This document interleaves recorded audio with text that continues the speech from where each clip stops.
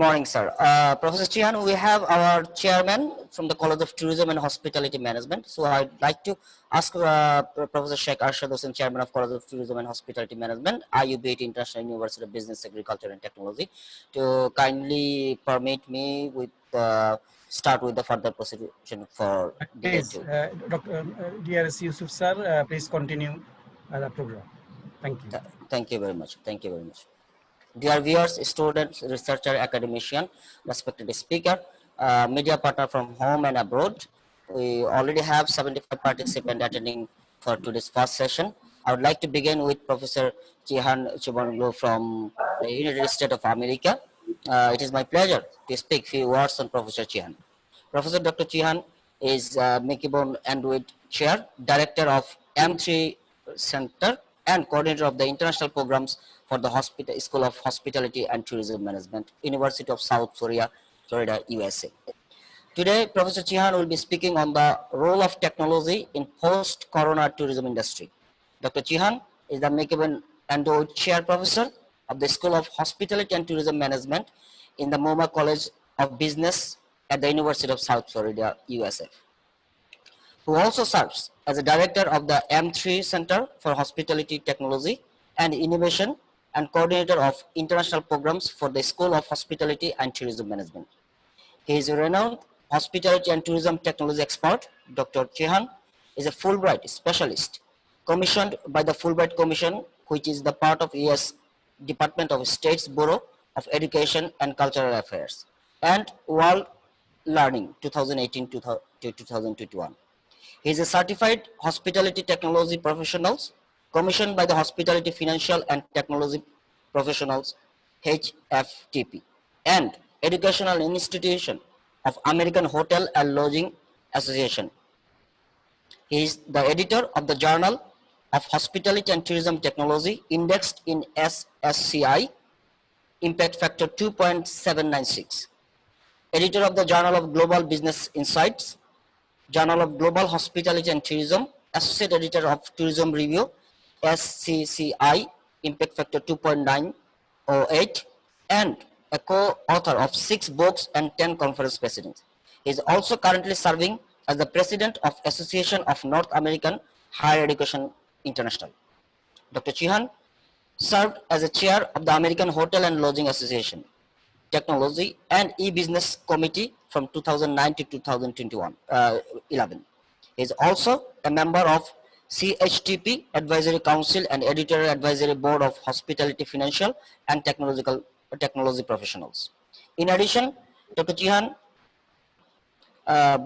is a visionary board member of Hospitality Technology Magazine and editorial board member of Cornell Hospitality Quarterly, International Journal of Contemporary Hospitality Management, International Journal of Hospitality and Tourism Administration, Journal of Hospitality and Tourism Cases, and Journal of Hospitality and Tourism Education. It is our pleasure to welcome Professor Cihan on board and to speak for us.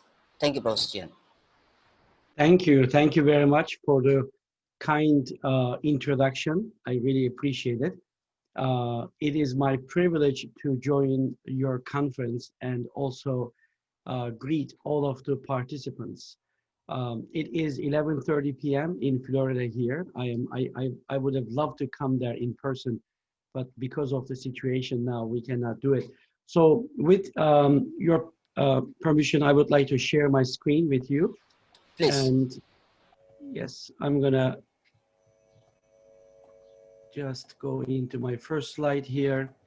The topic today that I would like to talk to you is the role of technology on post-COVID tourism world. Of course, everybody is busy with this particular topic here, and we all know why. So before I start my presentation very quickly, I just would like to tell you that I am, as it was introduced earlier, the director of the M3 Center for Hospitality Technology and Innovation at the University of South Florida. This particular center publishes 3 open access journals.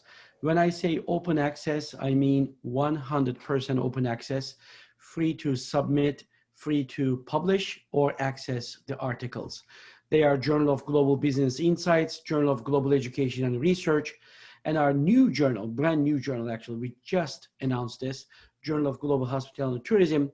They are all, you can find it at m3center.org for those of you who are interested. Also, we also publish open access books, as M3 Center and myself are a big proponents of open access publishing.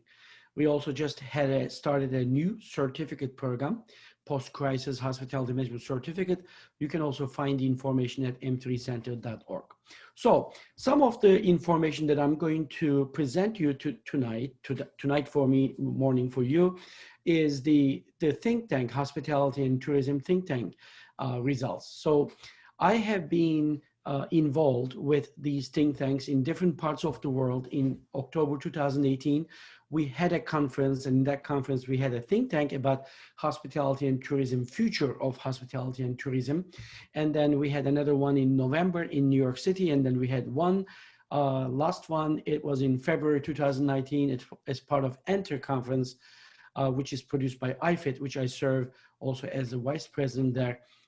So of this particular think tanks, then we also did a global study, Delphi method, about the different parts of the trends that are impacting our industry. So you know the list, probably you will not be surprised, because if you think that you would probably come up, but now our research, the think tanks, 3 different think tanks, which is composed of all experts, and also the global survey where we again surveyed academicians, industrial professionals, and travelers. Here's a top 10 list of the trends, which we're gonna talk. Sustainable tourism is number 1. Technology was number 2. Number 3 is experience tourism, innovation, security and safety, as you all know, personalization, customization, artificial intelligence and robots came as one trend. Sharing economy, look, over tourism came as number 9. And then we had also alternative tourism. This was in 2019, mid of 2019, we have came up with this list after we had all the results of our studies. But then, as you all know, Corona happened, right? Coronavirus impacted the entire world as a pandemic. And you know the influence of it in travel industry. I really don't need to tell too much about it. We all, as part of this conference, know. So this now trends, look what happened. Number 9 was over tourism, no longer over tourism. Now there is no tourism, there is under tourism, there is little tourism, right? So the cities that used to complain about over tourism, now you look at them, that they are really eager to welcome tourists again. You know, this pandemic, one of the silver lining of it, one thing that really showed to everybody, not just the tourism professionals like ourselves, we already knew how important tourism was for economy, for development, for sustainability of the regions, and local, and of course the health, well-being of individuals, right? People travel, they don't become sick, they continue to become well. And so that over tourism disappeared, and then number 11 in our study that became number 10. So alternative tourism and wellness tourism became top 10. So again, there is statistics from all around the world, even including of China, that is probably have overcome, at least it looks like overcome the coronavirus. Like I have looked at their biggest travel week in the year, national holiday that they just had in the first 7 days of October, that the travel was about 60% of last year. Even though it's very promising, that shows us that the minute that the pandemic finishes, we are going to hopefully start recovering quickly, even though it's going to take quite a long years, according to a lot of different professionals. This is from the study that we have done, myself and Faizan Ali at the University of South Florida. Coronavirus really impacted the entire umbrella of hospitality and tourism industry. from travel to lodging to events management. Oh my God, events management are probably one of the hardest among all of these different units that we have. Restaurants and recreation. Again, some of the countries try to reopen, but yet when you don't take very strict rules or restrictions, that it really doesn't finish. We at the M3 Center are conducting an American Travel Confidence Pulse study and global. And if you look at this results, this just came very, very recently. We have been doing this for the last 4 months, this particular survey.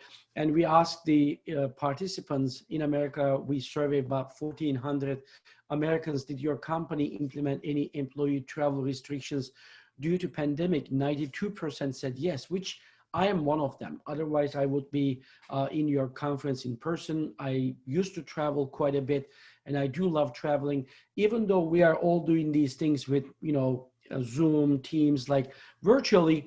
In my opinion, face-to-face meeting, that energy, that atmosphere can never be replaced by technology, even though this speech is about technology. Global travel confidence, when you look at this, we've been tracking this for the last 4 months, and we are also trying to correlate this to the booking numbers and airline seats sold. Globally, you will see that 62%, 100% is full confidence. Of course, 0 is no confidence. Here, when you look at the different travel modes and the confidence levels change, obviously, as you can all imagine, car is the highest one because of the security that it gives to people, cruise being 5710, again, 0 being no confidence, 100 being full confidence. Really, we now have a huge crisis to fix it. And look at this, 57% of the companies, they announced that the travel restrictions will be lifted. For example, I will tell you from my university that we have a travel restriction until the end of this year. Of course, we don't know what's going to happen after that, but we are in the situation that we are seeing these signs more and more. I just had a conversation with a hotelier who owns and manages about 150 hotels in America. He has told me that by the end of this year that they are expecting 1 in 4 hotels, 25% of the hotels will default on their mortgage, which is going to create a lot of problem. You see many more pictures like this. Airports sometimes still look like it. Of course, it's better than, this is the Hong Kong airport. As you can see, that was in March 5th, that picture.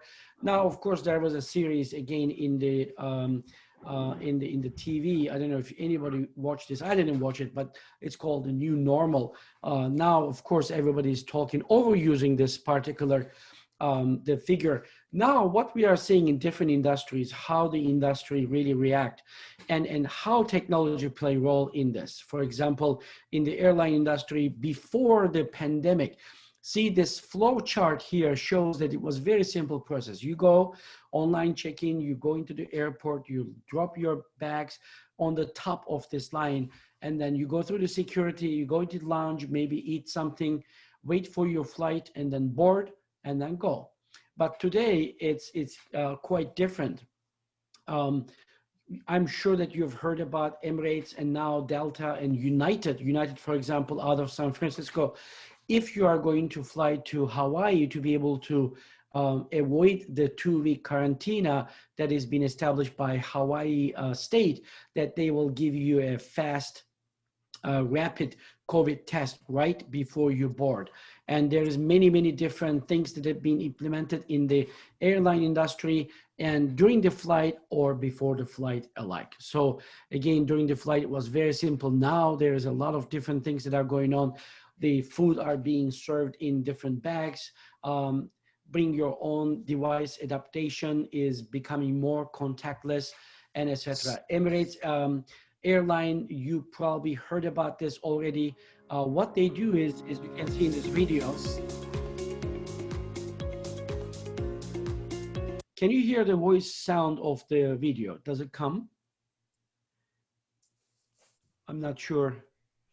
You can hear the sound of the video? Hello, Dr. Cihan. Yes, we can hear you. Okay, perfect. So sometimes the sound of the video doesn't come. I just wanted to double check. Thank you so much for letting me know. Okay, thank you.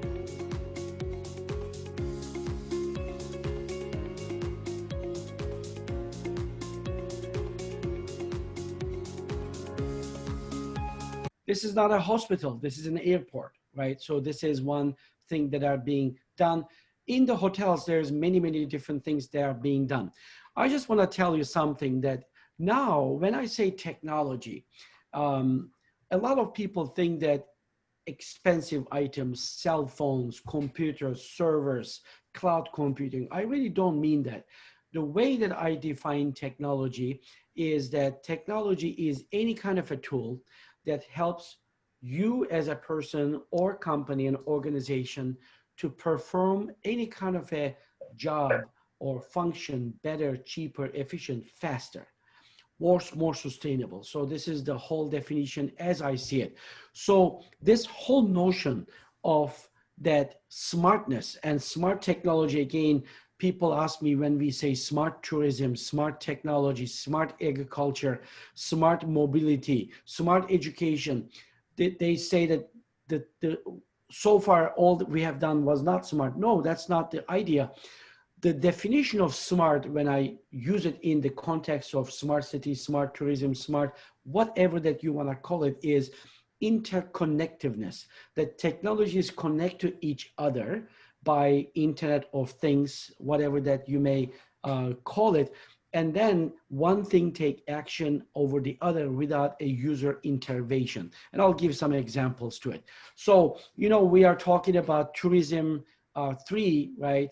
Hotel 3, restaurant 3, you know, the first version of these were traditional. Second is the, you know, introduction of the internet into the, all of these tourism, hotels, restaurant, tourism industry in general.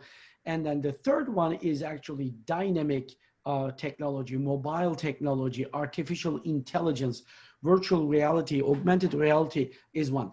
And of course that 3C stands for Corona, because we have to do something. One of the things that all hospitality companies, tourism companies have done immediately because of the coronavirus, that it spreads to people from the surfaces, contactlessness. So try to avoid contact with whatever that you're dealing with. So remember how I define technology. Technology is not just like expensive you know, hardware or software, but it could be a simple tool like this one. For example, what you see here is the traditional Thai dancers wearing protective face shields in, you know, Bangkok's Aravan Shrine. So again, this whole small tool here is giving the viewers a piece of security that, okay, even if that person is infected, that I will not be able to get, or the virus spread will be a little bit more difficult. So this is just one example of it.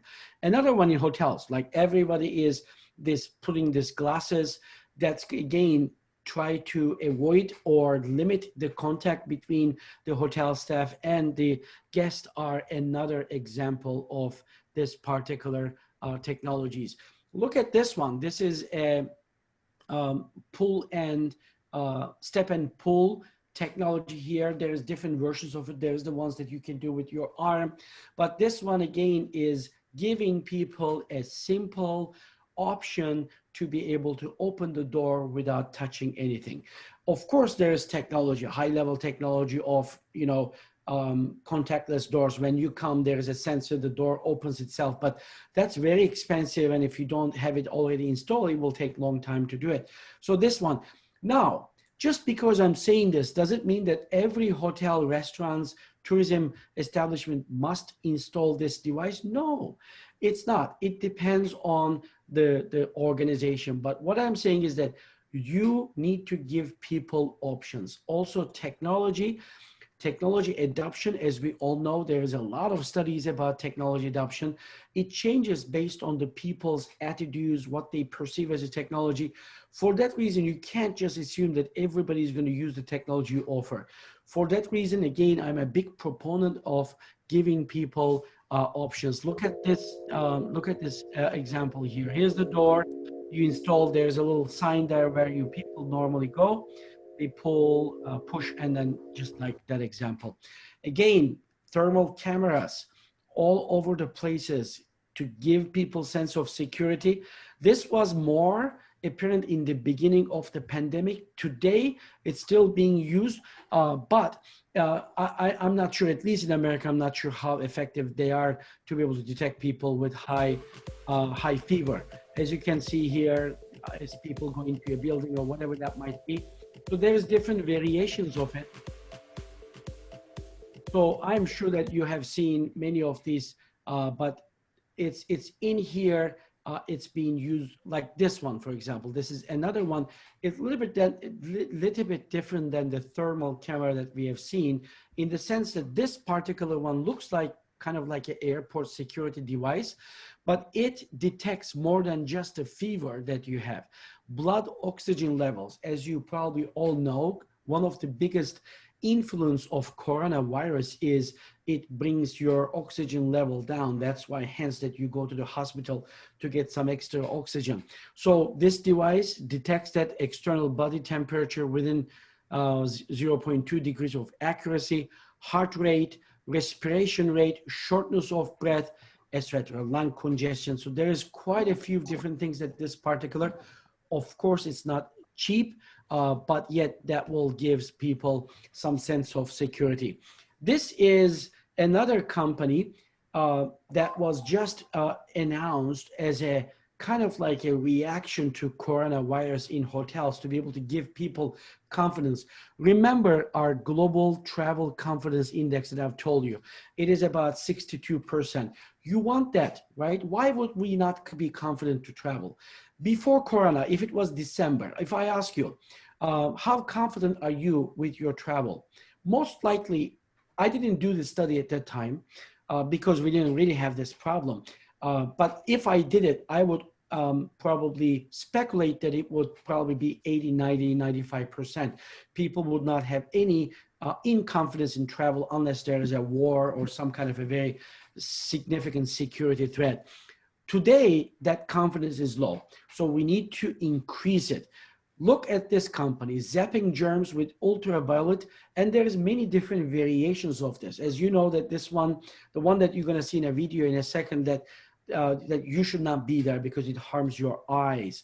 But there are now new technology companies that are actually creating ultraviolet lights that kills coronavirus and other viruses without harming eyes. And let's just like see this video quickly. A hotel room can be a hot zone of bacteria. After all, you're sharing the same space a complete stranger was using the day before. It's very important to us that our guests feel safe and secure. And when you're in the medical center, germs can lurk around every corner. Inside I'm just going to go a little bit far. Here's the device. Inside the room, they plug it in. Germ-killing party starts, so to speak. So light-strike germ-zapping robots create broad spectrum. So here's the idea. Again, one technology. Now, this particular machine is quite expensive, but there is a lot of variations of it that I've seen much more affordable. And that, of course, smart payment systems. This was not new. It didn't come just now after coronavirus. It has been always. For those of you who've been to maybe China, at least I've been there quite a few times, and I know that they have actually adopted this long time ago in terms of the paying without any cash or even plastic like credit card. They are using WeChat, for example, Alipay, to be able to pay anything to a level that you can actually even live there without have any money cash with you, to a level that even beggars on the street, when you go there, that they ask you your money, and then one day it happened to me that I didn't have any money on me on cash, and the beggar told me that, do not worry, here's my code, QR code, you can just scan and send me that money. If I were to scan with my device, I will be able to transfer to this lady's account within seconds, just like this one. There's many, many more things like this. So the point that I'm trying to make here is that in that part of the world, even before Corona, this really became pretty much accepted and utilized. It became a mainstream technology. Today, QR code now is one response to coronavirus in hotels and restaurants. in creating a contactless option for restaurants, let's say to order menu or to pay. This company in Taiwan has created this technology, very simple. Look at what they are doing is actually they create a QR code. They also interface that with your point of sale system that your guest can scan the code, order, and then pay. Excuse me. I am hearing some noise, but things, okay. And for example, let's look at this. Just scan, order, and pay. Like this. So here's the very simple QR code, not really expensive. People just scan and then they will be able to order. It goes into the kitchen. Link to your POS. Now you can speed up service. And not only they can order, Wrong orders. And improve operational flow. Excuse me, I request all the participants to mute their microphone. Please mute your microphone. And I also ask Yes. the co-host of this symposium seminar, please mute the microphones for everyone. Sorry, Professor Cihan. no problem. I understand. So as you can see in this video, it's a very simple thing. VB is another company from Turkey. What VB is doing, actually, I find them very successful that they created an app for hotels to be able to check in without any keys, physical barrier, open the doors, order whatever that you want in the room, order food, order your towels, shampoo, whatever that you need to a level that you can even order a taxi. So one integrated solution, that one. Another, company, this is a cruise company, again, from Turkey, my homeland, that very simple, right? Sometimes it doesn't have to be high technology. So some of the things that you provide for your guests to be able to give that confidence.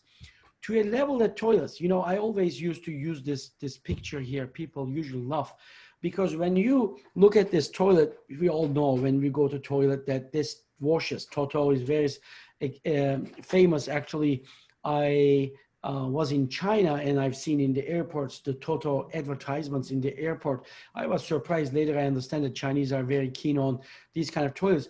Now this was okay, clean you after you do your business in the toilet, but now they go into the next level to be able to this actually become a laboratory.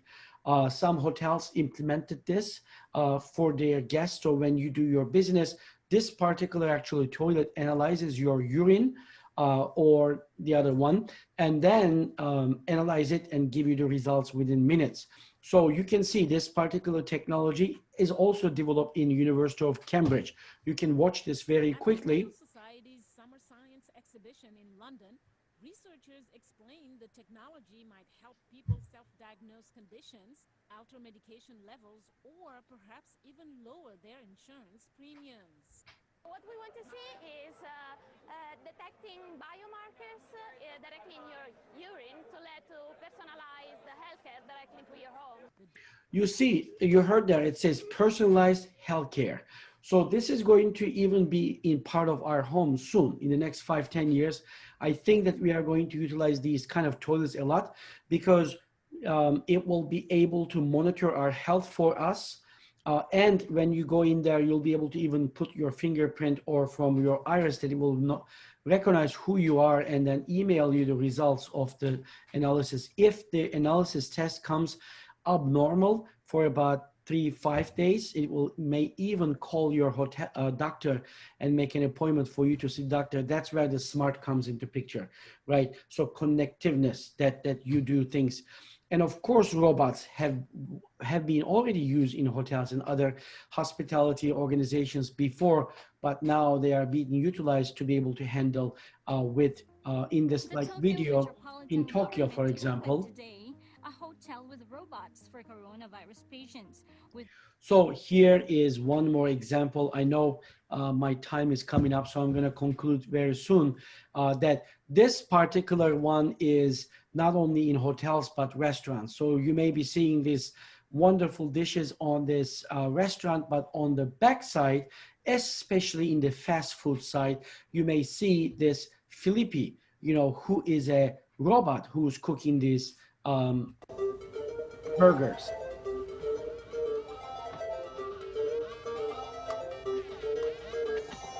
Again, this was done in advance, like before Corona. The whole notion of integrating robots into hospitality was cost saving, replacing that labor with the robots so that we pay less from the employer standpoint of view. Of course, there's implications for the employees, but now this becomes another area for Corona virus situation where you are diminishing the contact as much as possible. And very different news that you are seeing for restaurants. This particular restaurant in India using robots, maybe you have seen this particular, and into the level that we are going to utilize this wearable technologies now in such a way that, again, removing the contact, such as like this.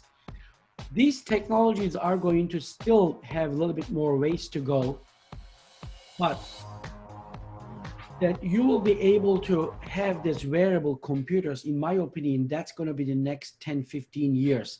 That devices will actually, you see that even in the history of devices, mainframe, mini computers, desktops, laptops, now smartphones, smartwatches, and soon we're going to have wearable computers. And here are the trends very quickly. Robots, you may know, very famous Handa Hotel in Japan use these robots in their check-in desks, but now they fired them because they were too expensive. At the same time, there is this cost feature. Look at this. This is 2016 news from a Loft hotel about voice-activated rooms. Even those chains such as Marriott also were working on these kind of things many years ago. Today, they become even more active, mainstream, that everybody's trying to be able to control the rooms in the hotel rooms without any touching with your sound voice. That's going to again be another next 10, 15 years mainstream hotels. Starwood hotels are using it. There is a variety of the one that you see on the right here. This is actually from Royal Caribbean, the cruise lines, which is one of the hardest hit, again, industries. This was the bartender, actually. It was doing cocktails for you. The one on the left, you're going to see a short video from China. That's actually mass chef. Many different. Look at this example here. No contact. You put the ingredients and it cooks by itself. So you can actually have a big main kitchen to be able to do this. Haidala is another chain from China, hot pot restaurant. Maybe some of you may have heard it, pretty famous there. And then, you know, you cook the dishes that you order in small quantities in the middle of the table there. And they are using robots for a long time, actually. I was in China in December and I went to one of those and I've seen it there. As you can see in this video, because people are eating hot pots.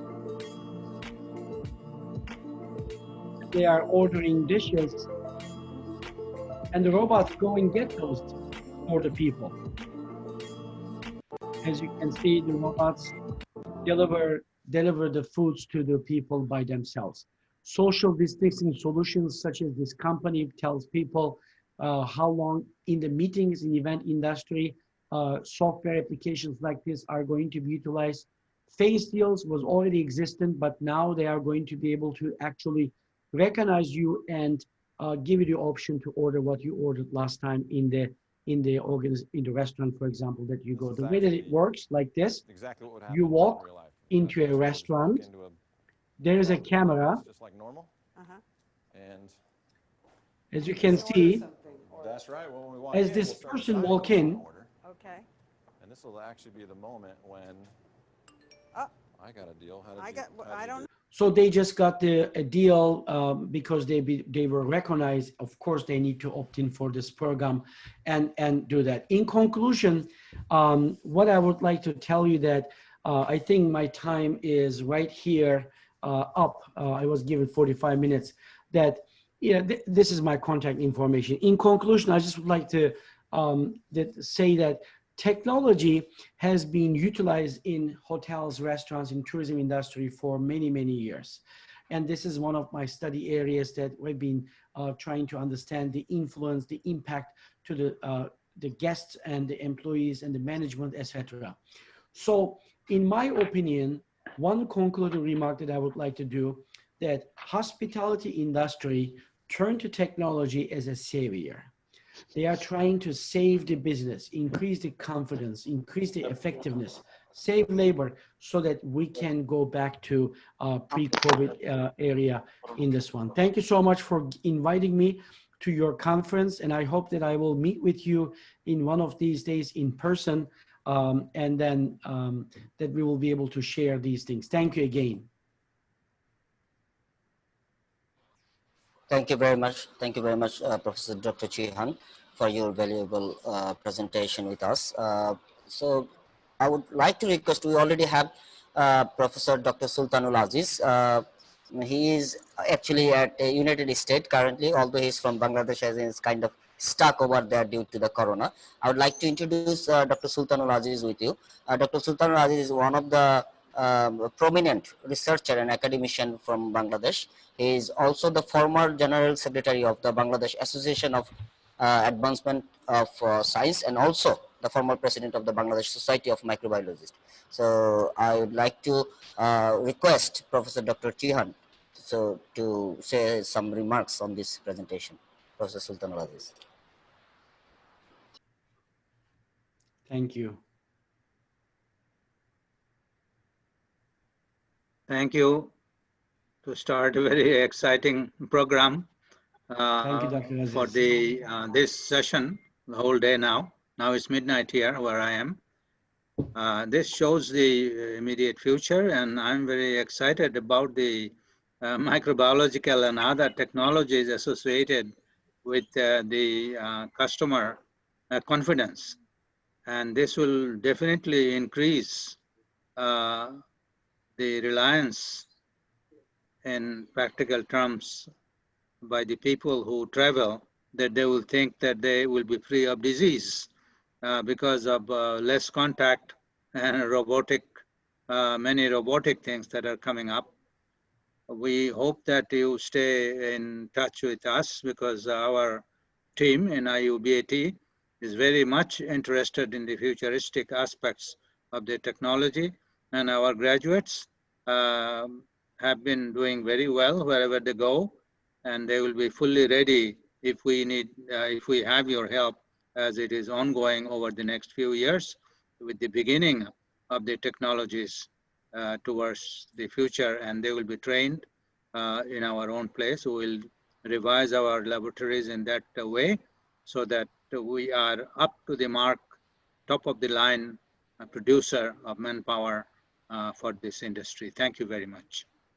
Thank you, Dr. Aziz. Very nice for your comments. I appreciate it, and I'm very, very happy to be part of this conference. I've never visited Bangladesh, but I'm very, very keen and eager to come. I always love traveling anyway, but now because of the corona for the last 7-8 months, we have not been traveling. So it is in the top of my list to be able to come and visit. Hopefully meet with all of you, all of the colleagues that are attending this conference in person there. Would like to see them, meet them. Thank you. Thank you, Professor Cihan and Dr. Aziz. We have some students and researchers who would like to ask their question. I have on the list on the top Sakib bin Alam. You have a question. Please go ahead with your questions. Thank you, sir. I was also a student of biochemistry and molecular biology at the University of Dhaka, but I am now in the hotel industry. So my concern is from the hospitality industry. So my question is to the professor is that if most of the services are replaced by the technology or the artificial intelligence, then what will be the future of the employees of the hotel industry? Because I see that the technology will only increase the job of the engineering people or the computer science background people, but what will be our future, the hospitality industry employees? So that's my question to professor. Thank you. Thank you. Thank you very much. Very nice, very good question, actually. What I would like to tell you is that I often hear this question, and as I said, it's really justified question. Two things. One is that technology will, I don't think that it will ever replace in hospitality and tourism industry 100%. That's one thing. It will actually enable the staff members to be able to free up some of their functions so that they can focus on the guest even more. So this is number one. Number two is actually that in the history, whenever there is a new technology came, when the steam engine was found, the horse people who ride horses were against it because they were going to lose their job. And similarly, very, very different examples of it. Whenever there is a new technology, look at what happened now. Look at the jobs in the industry. What are the jobs that are being actually going away? Did we ever heard about social media manager? Have you ever heard about search engine optimizer? Have you ever heard about technology manager, IT manager? All these things that has been created with the help of technology. So what I'm trying to say is that even though technology is definitely, and it is inevitable, that it's going to replace some of the staff members, especially in industrialized world, where the labor is quite expensive, that it will actually create some new jobs that is going to be able to offset some of that loss. So for that reason, I am not worried at all. We have to give options to people. Otherwise, we will not be able to sustain our businesses. Look again what's going on with Corona, right? Contactless technologies. You know, I'll give you one example. In America, there are some restaurants that were said that they will never deliver food. They will never do curbside. Now they all switch to it. So crises sometimes bring these forced adaptations, which then opens up different opportunities. For that reason, I think it's gonna be just fine at the end. Thank you very much, Professor Cihan and Cobanoglu, for your asking questions and answer. I have another question from one of our faculty member from the College of Tourism and Hospitality Management. I think Miss Apurna Devi is here to ask a question. Miss Apurna Devi, can you hear me? If you can, please ask your question. Yes, I can hear you. Thank you so much, Yusuf sir. First of all, I would like to give thanks Dr. Cihan for his nice presentation. It was very interesting. You know, you have shown lots of technology, which is very helpful part in our tourism industry. So from your presentation, I am very curious to know about a term like tourism 3C you have mentioned, Dr. Cihan. So could you please explain this term, tourism 3C? Yes, that's also a very good question. Tourism 3C, what I mean is that C stands for Corona, of course. That's the kind of like the response to Corona. So the hotels and the restaurants and the tourism industry in general are doing whatever they can to increase that confidence level. All of these things that you see, for example, we just did a study in America just recently about the restaurant staff members. In America, I don't know about Bangladesh, but they all have to wear masks. So we even wanted to look at the color of the mask. We found out that blue masks are more efficient in terms of increasing guest confidence. You know, normally blue masks are associated with hospitals, but yet in a restaurant, if the guests see that, even though they may not be wearing masks themselves, that they feel more confident. So that's really driving the business. So we are now looking and seeing this in every institution. So just like some of the examples that I show you that open the door without any contact, Stephen Full or somebody else did with the arm, all of these things is part of that, what I call 3.C. C is trying to create opportunities, options for guests, your customers, whatever that you call them, to be able to live in a Corona pandemic world. You know, it looks like that at least in America, it's going to be here for some time more until the vaccine is found. So all of the hotels and restaurants are doing QR codes, for example, is another example, to be able to respond to this pandemic. Dr. Cihan, thank you very much. And I have another question, like alternative tourism you have also mentioned in your presentation. So could you please elaborate it? Yes, you know, alternative tourism came in many different outlets there. That's a very, very good question, is that now with the corona, actually, alternative tourism, which is the alternative ways of tourism, such as, for example, agricultural tourism, bike tourism, gastro tourism. You know, people travel for just for the gastronomy, for the cuisine, to be able to eat something. Those are the alternative tourism that is different than the mass tourism, where you would see people with a travel agent going from one destination to another with the plane full. So these are the new terms are coming in, and with the help of, I guess with not help, but Corona induced that. Now we have much more seeing these different forms of tourism. And it's most likely it's here to stay, and we are going to utilize and see. I just like saw one example.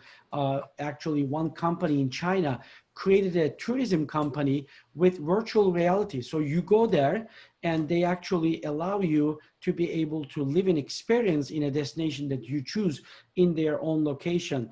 Of course, it's not the same thing, but it's one example of alternative tourism that we are going to see in the future. Thank you very much, Dr. Cihan. That was my, I got my answer. Thank you. Thank you. Thank you so much for your... Thank you very much, Professor Cihan and Ms. Aparna Devi, both of you. We still have 10 to 12 minutes for this session, and I think there are so many students that wants to ask question. I do believe we have an international participants. Hasna Sameh. Hasna Sameh, if you can hear me, you raised your hand. Would you like to go ahead with your question? First of all, I want to thank you, Professor, for this amazing discussion. Thank you.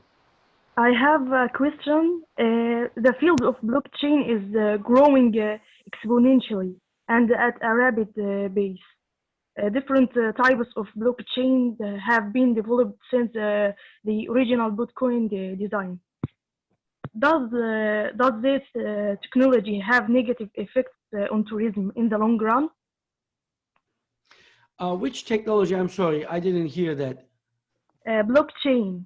Blockchain, yeah. You know, I don't really know too much about blockchain, besides just, I didn't research this.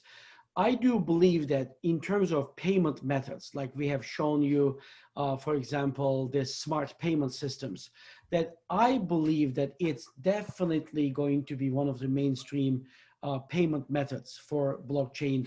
Again, I'm not an expert, so I don't pretend to know a lot about that particular area, but I do definitely believe that it is going to be mainstream, in my opinion. And with this particular question, I would like to invite all of the researchers that are attending this conference to be able to research this. I know there's a lot of research already going on in the blockchain technology by itself, but also the implications in the hospitality and tourism industry, I think would be very, very interesting. I am the editor of Journal of Hospitality and Tourism Technology, which is now became one of the leading journals in this area as an SSCI index. I would like to invite young researchers or old researchers, whatever, all researchers from all around the world to be able to submit papers about blockchain and its impact in hospitality and tourism industry. Thank you, Doctor. Thank you. Thank you, Ms. Hasna from, I believe you are from Morocco, if I'm not mistaken, and Professor Cihan. And I have, I think, 2 or 3 more questions. I will request the participant to keep it short. Sumaya Akhtar, please go ahead with the question. Then I have Ridoy Mahamud and Ridoy Mahmood, and one more question. We'll briefly go with that. Thank you so much for this for giving me this opportunity. I had the same question what Sakib bin Alam had already asked, but I want to add one more thing, that is in the changes of time we may have the alternatives in job sector, but as a students and job persons in this sector, so what are the skills we should have in this era of technology to compete the tourism sector? Thank you. Thank you. That's very, very good question. Thank you for that one. I would like to tell you that now, almost everything that we are doing, not just in tourism and hospitality industry, but every kind of industry, are integrated into technology.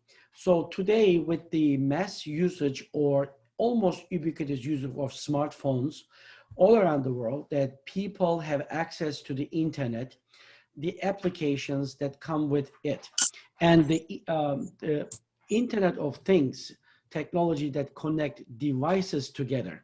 Today, when you go and buy a refrigerator, you see that options that actually tell you that scan what's inside of your refrigerator and give you suggestions to be able to cook items based on what you have in your kitchen, such that when your milk is going down, it understands and it may even order it for you, or at the very least notify you that you are going to be out of milk soon. So when we are living in this kind of world, anybody can imagine that whatever that you are going to do, even if you are working in agriculture, manufacturing, service industry, that whatever that you are going to do, you have to equip yourself with technological skills. Hospitality industry is no exception. In tourism industry, no exception. What do I mean by this? So if you're a manager, you know, social media, right? It's a marketing tool that we don't control. So you need to be really understand this. And all the other technological aspects that I've shown you. Maybe you don't need to, of course, go to an engineering school and understand how the robot works or how this contactless doors open by itself or etc. But you need to be able to understand at least to be able to equip yourself to be able to ask right questions to people. But one thing that I would like to tell you that everybody will probably need to know, be fluent, is data analysis, business intelligence, and data analytics. Excuse me. The reason why I'm saying this, that now with the help of all, again, these connected technologies, the data is flowing from all directions, and we need a lot of expertise to be able to make sense of this data and create customized environments for our guests and employees alike to be able to get the best efficiency. So if I were to summarize any kind of skills in terms of technology, digitization, digital skills is important, and business intelligence, big data, data analytics are the hot tools that are important for hospitality and tourism staff members. Thank you very much. Thank you very much, Professor Cihan and Sumaya Akhtar, for your question. I have Imran Hussain. Imran Hussain, if you are here, please ask a very short question. Please. Thank you, sir. So my question, it's an honor to ask you a question, Dr. Cihan, sir. My question is, sir, I see one of video, you use leg for open the door and other thing, like some other technology. You know, there are some people who actually used to 3-star or 2-star hotel, like and we can see this technology in 5-star and 7-star hotel, how those traveler actually face and how they stopped for this type of COVID-19 for those traveler. Is there how they can use actually Okay, this technology? Yes. You know, to be honest with you, none of these technologies, in my opinion, are going to prevent COVID. Because we already know this, at least from US example. In America, there were not unified restriction when coronavirus came to America in March, April. Just unlike China, you probably have seen that China had a very, very strict in-home order that people obeyed, and therefore they appear to at least had some success with it. In America, that didn't happen. So these companies are utilizing these technologies with hopes of increasing confidence in people to come back to eat again. I mean, I'm in Florida. It's a touristic destination here. More than 100 million people visit Florida in 2019. Of course, 2020 is different, but the point that all of these establishments are doing with doors, contactless keys, ordering by voice, using your voice in the hotel room, or etc. All of these are just to be able to give you a little bit more confidence. For example, restaurants are using paper menus now instead of the other old plastic or other menus. So this is all to be able to give confidence. Are they successful? Are they going to be successful? I really don't know. I'm not obviously in the medical field, but based on what I feel and see, that they are not definitely enough to be able to prevent this pandemic. Thank you, sir. Thank you, sir. Thank you very much. The next question from Hasibul Islam Tanvir. Thank you, sir. Thank you, Professor Cihan sir, for your amazing presentation, and it is a pleasure to me to get a chance to ask a question. My question is that if we practice increase the practice of technology, there will be maybe there will be unemployment for the people. So how can we cope up with the situation? Yes, that's a good question. You know, definitely that is a concern, even for my students as well too. So I don't know if I have this particular slide here, but I just want to, if I can find it quickly, I would like to tell you that there are a lot of jobs that didn't exist before, but now they exist. So the thing that I'm trying to tell you is that, yes, there will be some problems that they are going to. Let me just show you this slide here. If you allow me, I just found it because of the time I didn't have earlier. Like, look at this one. I don't know if you see the screen here, but this is from H Careers. H Careers is Hospitality Careers website for all hospital jobs. Like, look at these jobs.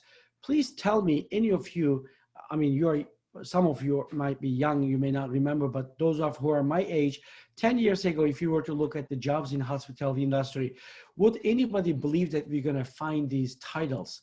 Corporate Director of Social Media Producer, E-commerce Innovation Manager, Digital Web Production Analyst, Senior Analyst, E-commerce Manager, Specialist Integrated Media. Look at this, Events Technology Manager, Digital Product Management. So the point that I'm trying to make, yes, it will delete or get rid of some jobs, but I do, not all, it will definitely, because tourism is personal. So you can never make it 100% mechanical or with machines, robots, artificial intelligence, at least in the short run, maybe medium run even.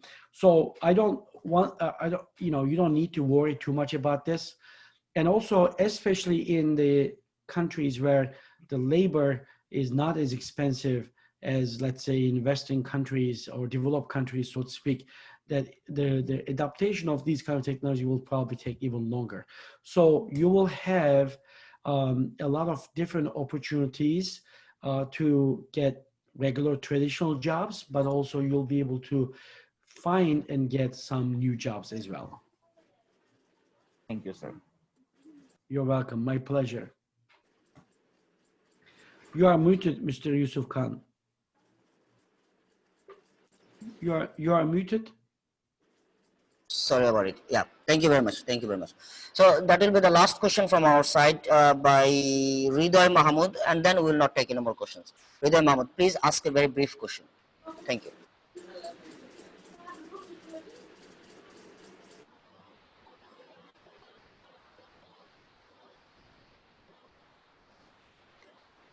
Ridoy Mahmood, are you with us?